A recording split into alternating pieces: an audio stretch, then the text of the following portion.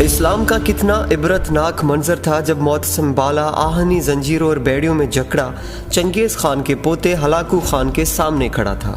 کھانے کا وقت آیا تو ہلاکو خان نے خود سادہ برتن میں کھانا کھایا اور خلیفہ کے سامنے سونے کی تشتریوں میں ہیرے جواہرات رکھ دیے۔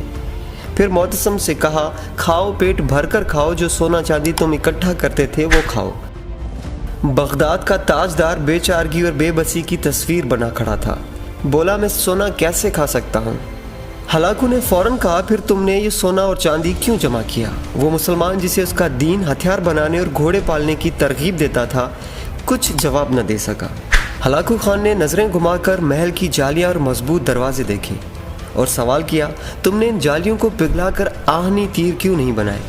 تم نے یہ جواہرات جمع کرنے کے بجائے اپنے سپاہیوں کو رقم کیوں نہ دی کہ وہ جان بازی اور دلیری سے میری فوج کا مقابلہ کر سکتے؟ خلیفہ نے تعصب سے جواب دیا، اللہ کی یہی مرضی تھی۔ ہلاکو نے کڑکدار لہجے میں کہا، پھر جو تمہارے ساتھ ہونے والا ہے وہ بھی خدا ہی کی مرضی ہوگی۔ ہلاکو خان نے معتصم بالا کو مخصوص لبادے میں لپیٹ کر گھوڑوں کے تاپوں تلے رون ڈالا اور چشم فلک نے دیکھا کہ اس نے بغداد کو قبرستان بنا ڈالا۔ ہلاکو نے کہا، آج میں نے بغداد کو صفحہ ہستی سے مٹا ڈالا ہے اور اب دنیا کی کوئی طاقت اسے پہلے والا بغداد نہیں بنا سکتی۔ تاریخ فتوحات گنتی ہے، محل، لباس، ہیرے جواہرات اور انواع اقسام کے لذیذ کھانے نہیں۔ رسول اکرم صلی اللہ علیہ وآلہ وسلم کے گھر کھانے کو کچھ نہیں ہوتا تھا مگر دیوار پر تلواریں ضرور لٹکی ہوئی ہوتی تھی۔ جب اسلامی افواج کسی علاقے میں فاتحانہ داخل ہوتی تھی تو ان کے جسموں پر کپڑے بھی پورے نہیں ہوتے تھے۔ ذرا تصور کریں، جب یورپ کے چپے چپے پر تجربہ گاہیں اور تحقیقاتی مراکز قائم ہو رہے تھے، تب یہاں ایک شہنشاہ دولت کا سہارا لے کر اپنی محبوبہ کی یاد میں تاج محل تعمیر کروا رہا تھا، اور اسی دوران برطانیہ کا بادشاہ اپنی ملکہ کی دوران ڈیلیوری فوت ہو جانے پر ریسرچ کے لیے کنگ ایڈورڈ میڈیکل کالج کی بنیاد رکھ رہا تھا۔ جب مغرب میں علوم و فنون کے بم پھٹ رہے تھے، تب یہاں تانسن جیسے گویے نت نئے راگ ایجاد کر رہے تھے اور نوخیز، خوبصورت اور پرکشش رقاصائیں شاہی درباروں کی زینت و شان بنی ہوئی تھی۔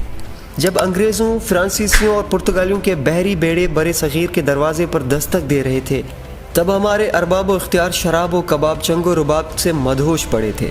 تاریخ کو اس بات سے کوئی غرض نہیں ہوتی کہ حکمرانوں کی تجوریاں بھری ہیں یا خالی، شہنشاہوں کے تاج میں ہیرے جڑے ہیں یا نہیں۔ آج بھی حکومتی ایوانوں میں خوش آمدیوں، مراسیوں، بھانڈوں، طبلہ نوازوں، طوائفوں، وظیفہ خوار شاعروں، ٹی وی اینکروں، نام نہاد دانشوروں، درباری ملاؤں اور جی حضوریوں کا راج ہے یا نہیں؟ آج بھی بغداد کی تباہی سے ہمارے حکمرانوں نے کوئی سبق نہیں لیا۔ آج بھی ایک طرف ملک کے سائنسدان، انجینئر اور علماء کو وہ پذیرائی حاصل نہیں ہے جو بھانڈوں اور مراسیوں کو حاصل ہے۔ ابھی حال ہی میں ملک کا سب سے عظیم ایٹمی سائنسدان بیمار ہوا تو اس کو کسی نے گھاس تک نہیں ڈالی، اور اسی دوران ایک بھانڈ کے علاج کے لیے حکومت نے عوام کی دولت میں سے اس کے لیے کروڑوں روپے مختص کر دیے۔ اس کے نتیجے میں معاشرے میں وہی طبقات پروان چڑھیں گے جن کی حکومت سرپرستی کرے گی۔ تاریخ کو صرف کامیابیوں سے غرض ہوتی ہے اور تاریخ کبھی عذر قبول نہیں کرتی۔ یاد رکھیں، جن کو آج بھی دولت سے لگاؤ اور طاغوت کی غلامی کا چسکا ہے، ان کا حال خلیفہ معتصم بالا سے کم نہیں ہوگا۔ آج کل ہماری مسلم امہ کو اس حالت تک پہنچانے میں دولت و اختیار سے مخمور مسلم حکمرانوں کا ہی ہاتھ ہے۔